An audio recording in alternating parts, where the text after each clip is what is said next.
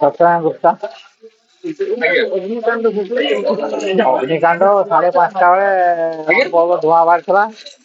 ତାପରେ ଆମେ ଗଲୁ ଦେଖିବାକୁ ତ ନିଆଁ ଧରିଗଲାଣି। ସେ ସର୍ଟ ସର୍କିଟରୁ ନିଆଁଟା ଲାଗିଛି। ଆଉ ତେଣୁ ଯେ ପବନ ଆସିଲା, ସେ ପବନ ଜୋର ନିଆଁ ଧରିଗଲା। ତାକୁ ଆୟତ୍ତ କଲେଣି। ଦମକଳ ଫୋନ କରିବାରୁ 2-3ଟା ଦମକଳ ଆସିକି ଆୟତ୍ତ କରୁଛନ୍ତି ବର୍ତ୍ତମାନ। କ୍ଷୟକ୍ଷତି କମସେ କମ 25 ଲକ୍ଷ କଥା। କୋଉ କୋଉ ସାମଗ୍ରୀ ରହିଥିଲା? ଶାଳପତ୍ର, ସାର, ଔଷଧ। ଏବେ ତ ନିଆଁ ଆୟତ୍ତ ହେଲା ନା? ଆୟତ୍ତ କରୁଛନ୍ତି, ଆହୁରି ଲାଗିବ, ଘଣ୍ଟେ ଖଣ୍ଡେ ଲାଗିବ ଆୟତ୍ତ କରିବା ପାଇଁ।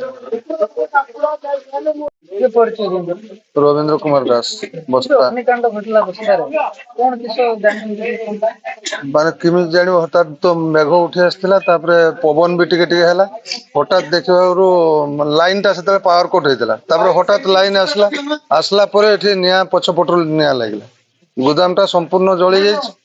ତେଣୁ ତା ଭିତରେ ପତ୍ର 1000 ବେଗ ପାଖାପାଖି ପ୍ୟାକେଟ ଥିଲା, ସାର ବି କିଛି ଥିଲା, ମେଡିସିନ ଥିଲା, ଫର୍ଟିଲାଇଜର ମେଡିସିନ। ତେଣୁ ସମ୍ପୂର୍ଣ୍ଣ ପୁରା ଯାଇଛି। କୋଟି କୋଟି ଟଙ୍କାର ସମ୍ପତ୍ତି ନଷ୍ଟ ହେଇଯାଇଛି।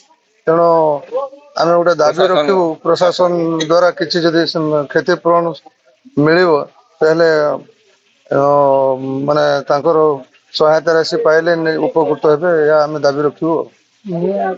ଆୟତ୍ତ କରିବା ପାଇଁ 3ଟି ଫାୟାର ଗାଡି ଆସିଛି। ବସ୍ତା ଫାୟାର ଗାଡି ପ୍ରଥମେ ଆସିଥିଲା, ତାପରେ ଜଳେଶ୍ୱର, ବାଲେଶ୍ୱରରୁ ଆସିଥିଲା, ରାସନପୁର ଏଭଳି ଗାଡି ଆସି ସେମାନେ ପ୍ରାଣପଣେ ଚେଷ୍ଟା ଚଲେଇଛନ୍ତି ନିଆଁ ଲିଭେଇବା ପର୍ଯ୍ୟନ୍ତ।